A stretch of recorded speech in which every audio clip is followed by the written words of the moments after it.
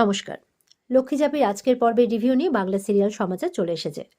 তো আজকের পর্বে দেখা যাচ্ছে ঘরের মধ্যে কাঁসাই, ঝাঁপি আর পিসিমা বসে আছে।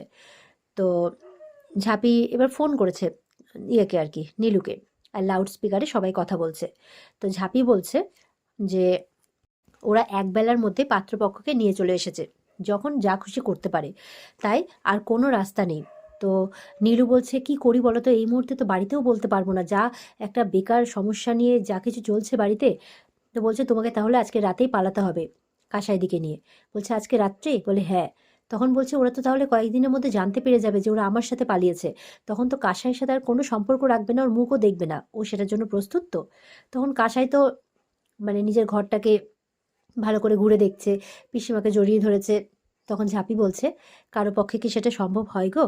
কিন্তু কি বলতো, প্রথম প্রথম হয়তো বাড়ির থেকে কাঁসাই দিকে মেনে নেবে না, বা হয়তো রাগ করবে, বা হয়তো মুখ দেখতে চাইবে না। কিন্তু কি বলতো, যখন দেখবে যে তোমরা সুখে সংসার করছো, সুন্দর করে নিজেদের সংসার সাজিয়ে গুছিয়ে করছো, তখন দেখবে মানে একে অপরকে ভালো রেখেছো, তখন সবাই দেখবে হাসি মুখে মেনে নেবে।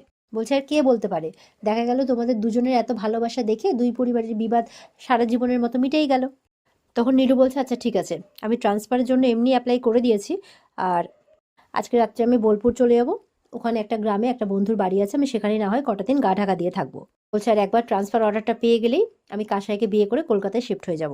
আমি বলছে ঠিক আছে, আমি আজকে রাত্রে তোমার হাতে সেফলি কাঁসাই দিকে পৌঁছে দেবো, আর ঠিক রাত 2টোর সময় বাড়ির পেছন দিকে তুমি বাইক নিয়ে চলে আসবে, আমি কাঁসাই দিকে নিয়ে পৌঁছে যাব। বলে ঠিক আছে। ঝাঁপি বলছে পিসিমাকে যে তুমি আজকে রাত্রে একটু সতর্ক থেকো, যে পাঁচির তুমি টপকাতে পারোনি, সেই পাঁচির আজকে কাঁসাই দিকে টপকাতেই হবে। হয়তো পিসিমণিও হয়তো কাউকে ভালোবাসতো, কিন্তু হয়তো বাড়ির এত কড়া নিয়মের জন্য সে হয়তো তাকে পায়নি, ওই জন্য সেই জন্য হয়তো বিয়েও হয়নি। তো সেই জীবনটা যাতে কাঁসায়ের না হয়ে যায়, সেই জন্য কাঁসাইকে পুরোপুরিভাবে সাহায্য করা হচ্ছে। এদিকে দীপ এবার চূর্ণিকে ডেকে তার হয়ে স্পাইগিরি করতে বলছে। তো বলছে ছি দাদা ভাই ছি, তুই বলতে চাইছিস যে আমি দিদিভাইয়ের পিঠে ছুরি মেরে তোর হয়ে স্পাইয়ের কাজ করব? কি বলছিস তুই? আমি দিদিভাইয়ের সাথে বিশ্বাসঘাতকতা করতে বলছিস তুই আমাকে? তখন বলছে বোঝ, আমি যা করছি কাশের ভালোর জন্য করছি, এতে কাশের ভালো হবে। তখন বলছে আমি কিন্তু ঝাঁপির প্রত্যেকটা কথাকে সমর্থন করি দাদা ভাই। কেউ কাউকে ভালোবাসলে তার ভালোবাসার মানুষকে তার কাছ থেকে ছিনিয়ে নিয়ে জোর করে তার বিয়ে দিয়ে দিলে সে যে সুখী হবে, এইটা আমি মানি না। হ্যাঁ, ও একটা প্রেম করেছে ঠিকই, কিন্তু তা বলে আমি ওর ক্ষতি করে তোর হয়ে কাজ করতে পারবো না, সরি দাদা ভাই। এ বলে চূর্ণি চলে যায়। দীপ বলছে ঠিক আছে, লাগবে না তোদের কারো সাহায্য, আমি নিজেই দেখে নেব। এদিকে দেখা যাচ্ছে রাত 1টা বেজে গেছে। দীপ কিন্তু বই নিয়ে জেগে বসে আছে ইচ্ছে করে। মনে মনে বলছে ইনকা কি তবে ভুল ভেবেছিল? ইনকা তো বলেছিল ওরা পালাতে পারে, কিন্তু রাত 1টা বেজে গেছে, ঝাঁপিয়ে দিকে নিশ্চিন্তে ঘুমোচ্ছে না। মনে তো হচ্ছে না যে আজকে ওরা এরকম কিছু একটা প্ল্যান করেছে।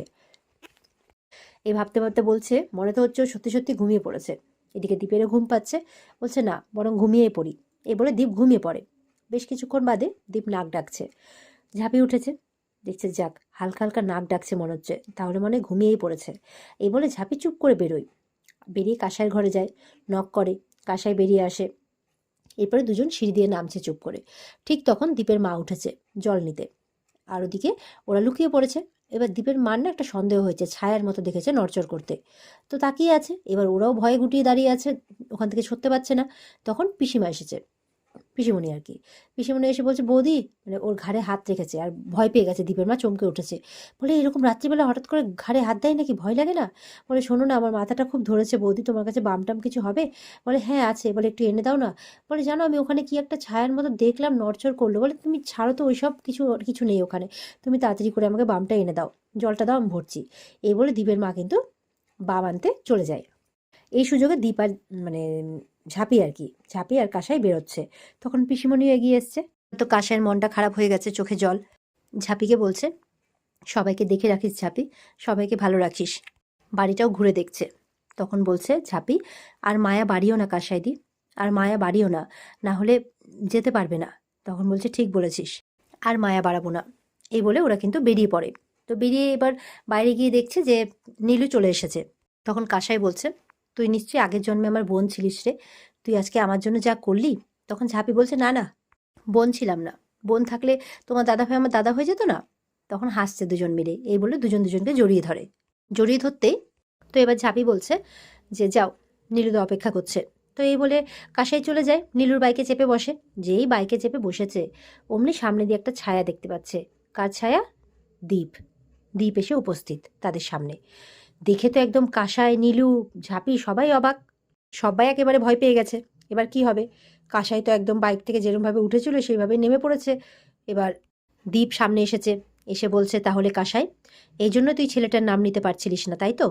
তাকিয়ে আছে একদম ইয়ের দিকে, নীলুর দিকে গটগট করে। নীলুও তাকিয়ে আছে দীপের দিকে। বলছে বাড়ি চল। কাসাই কোনো কথা বলতে পারছে না, শুধু ভয়ে কাঁপছে। এবার হেলমেটটা মাথার থেকে খোলে, কিন্তু নীলুর হাতে দিতে পারে না, ভয়ের নিচেই পড়ে যায়। তো বলছে চল বাড়ি চল। দাদাভাই শোন না দাদাভাই, এই বলে কাসাইয়ের হাত ধরে নিয়ে যাচ্ছে দীপ। তখন একদিক থেকে দেখছে নীলু হাতটা ধরেছে। দীপের তো মাথায় আগুন। দীপ বলছে, হাতটা ছাড়, আমার বোনকে ছোঁয়ার সাহস কি করে পেয়েছিস তুই? ছাড় হাতটা। তখন বলছে, না, আমি আমার ভালোবাসার হাত কিছুতেই ছাড়বো না। বলছে, দেখো দীপদা, আমি কাসাইকে খুব ভালোবাসি, কাসাইও আমাকে খুব ভালোবাসে। আমাদের পরিবারের ওই ফালতু কি একটা বেকার ঝামেলা নিয়ে তারা ব্যাপারটাকে এত লম্বা টেনেছে, সেটার কোথাও না কোথাও তো শেষ করতে হবে বলো। আমাদের সম্পর্ক দিয়ে যদি সেই পরিবারের সমস্যাটা মিটে যায়। নীলু কিন্তু দীপকে যথেষ্ট রেসপেক্ট করে, সেই রেসপেক্টটা রেখেই সে কথাগুলো বলছে। আমি তো এই সমস্ত কিছু দেখে অবাক হয়ে ভাবছে, দীপ মানে ও জেগে কখন গেল? ও তো ঘুমিয়ে পড়েছিল, আমি তো নাক ডাকার শব্দও শুনেছিলাম। ও দেখলো যে আমি ঘুমিয়েছি কিনা, তারপর নিজেও ঘুমিয়ে পড়লো। তার মানে ও ঘুমোয়নি, ও জেগেছিল আমাদেরকে হাতে নাতে ধরবে বলে। দীপ বলছে, চোরের মতো আমার বোনকে নিয়ে রাতের অন্ধকারে পালাচ্ছিলিস, ব্যাংকের চাকরিটাকে ছেড়ে দিয়েছিস নাকি? লজ্জা করে না তোর? এবার কিন্তু ঝাঁপিয়ে এগিয়ে গেছে, বলছে শোনো না, ওরা দুজন দুজনকে খুব ভালোবাসে। দীপ তখন এমন ধমক দেয়, এই একদম চুপ কর। কেঁপে ওঠে সবাই একেবারে। এবার দীপ বলছে, চল ফুটে যা। এ বলে কাসাইকে আবার নিয়ে যাচ্ছে। আবার কাসাইয়ের হাতটা ধরে নিয়েছে নীলু। বলছে, এতক্ষণ তোকে কিন্তু অনেক রেসপেক্ট দিয়ে আমি কথা বলছিলাম, কারণ তোকে আমি যথেষ্ট রেসপেক্ট করি, কিন্তু এবার কিন্তু তুই আমার আর আমার ভালোবাসার মাঝখানে এসে যাচ্ছিস। বলে, কি করবি তুই? ফুট ফুট এখান থেকে, বলে জোরে ধাক্কা দিয়ে দেয় দীপ। বলছে, এই গায়ে হাত দিবি না একদম। বলে, দিবি না, গায়ে হাত দিবি না মানে? এই বলে আবার সজোরে মানে একটা কষে চড় মারে নীলুকে। তো নীলু তখনও কিন্তু ওর ইয়েটা দেখায়নি, মানে ও কিন্তু তখনও তার রেসপেক্টটা দেখিয়েছে। এবার যখন দীপ মেরেই যাচ্ছে তখন কিন্তু নীলু দীপের গায়ে হাত তোলে, মানে দীপ বলছে মার আমাকে মার, তখন নীলু গায়ে হাত তোলে। এই বলে দুজনের কিন্তু মারামারি লেগে যায়। তখন ওদিকে আশাই বলছে, দাদা ভাইয়ের মাথায় রক্ত উঠে গেছে, ঝাঁপি কিছু একটা কর, সব শেষ হয়ে যাবে, সব শেষ হয়ে যাবে। এরপরে গিয়ে ঝাঁপি কিন্তু দীপকে আটকায়, নীলুকে সরায় আর দীপের সামনে চলে আসে। নীলুকে বলছে, নীলুদা তুমি বাড়ি যাও, তুমি বাড়ি যাও। বলে, না আমি যাবো না, আমি যাবো না। বলে, যাও তুমি বাড়ি যাও। এই বলে দীপকে সরিয়ে নীলুকে বলছে যে, যাও নীলুদা তুমি বাড়ি যাও, আমি পরে তোমার সাথে কথা বলছি, বাড়ি যাও। এই বলে নীলু তো বাড়ি চলে যায়। রেগেও গেছে প্রচণ্ড, কারণ সে কাসাইকে নিয়ে যেতে চেয়েছিল, আজকে হলো না। আর কাসাই তো সমানে কেঁদে যাচ্ছে। চূর্ণিও চলে আসে, চূর্ণি এই সব কিছু দেখে, ও নীলুর ব্যাপারটা জানতো না। নীলুকে দেখে সেও অবাক হয়। এরপরে তো কাসাই খুব করে কাঁদছে, তখন পাড়াতে দু চারজন লোকও চলে এসছে, কি হয়েছে কি হয়েছে করে। তখন বলছে, কিছু না কিছু না। ঝাঁপি বলছে, আমাদের পারিবারিক সমস্যা, যাও তোমরা বাড়ি যাও, যাও। তো ওরা চলে যায়। আর এদিকে চূর্ণি বাড়ির লোককে ডাকতে চলে যায়, কাকাকে, দাদাকে, অজয়কে, সবকে। ওরা আসে, কি হয়েছে কি হয়েছে। তখন ওদিকে কাসাইয়ের হাত ধরে দীপ টানতে টানতে বাড়িতে নিয়ে যায়। কাসাই তো হাউমাউ করে কেঁদে যাচ্ছে। এবার বাড়িতে কাসাইকে দেখে আর ঝাঁপির হাতে ব্যাগ দেখে পিসিমণি বলছে, তাহলে ওদের কাজ সফল হলো না? মানে কাসাইটা নিস্তার পেলো না? ঝাঁপিরা সবাই হাতে নাতে ধরা পড়লো শেষ পর্যন্ত। এবার কি হবে? এবার তো তাহলে দক্ষ বাঁধবে। তো এবার কাসাইকে দীপ তার সামনে দাঁড় করিয়েছে, ওর মাটা সবাই বেরিয়ে এসছে। দীপের বাবা বলছে, কি হয়েছে রে? এত রাত্রিবেলা এত হইচই কিসের? আবার সে ভিখারিরা এলো নাকি? কি হয়েছে? তখন দীপ বলছে, তোমার মেয়েকে একটা বড় সর্বনাশের হাত থেকে বাঁচানো হয়েছে। বলে, সর্বনাশ? কি বলছিস? কি হয়েছে কি হয়েছে? তখন বলছে, তোমার মেয়ে আজকে বয়ফ্রেন্ডের সাথে পালাতে যাচ্ছিল। বলে, কি পালাতে যাচ্ছিল? দীপের মাথায় যেন বাজ ভেঙে পড়ে। বলে, কাসাই আমার মেয়ে পালাচ্ছিল? দীপের মাথা হাওমাও করে কাঁদতে শুরু করেছে, এটা সেটা বলতে শুরু করেছে। তখন দীপের বাবা বলছে, তুমি থামো তো। বলছে, ছেলেটা কে? ছেলেটা? অজয় বলছে, এই ছেলেটার মুখ দেখেছিস?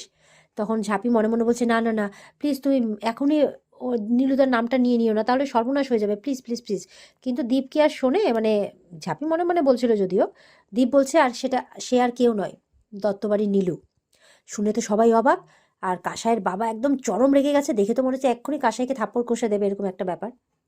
ঝাঁপিও খুব ভয়ে ভয়ে আছে, এবার কি হবে। আর এখানে আজকের পর্ব শেষ হয়ে যায়।